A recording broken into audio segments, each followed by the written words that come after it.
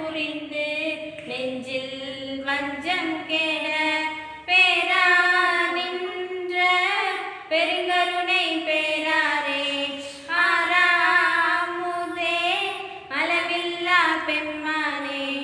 ஓராதார் உள்ளத்துள் ஒளிக்கும் ஒளியானே நீராய் உருக்கியன்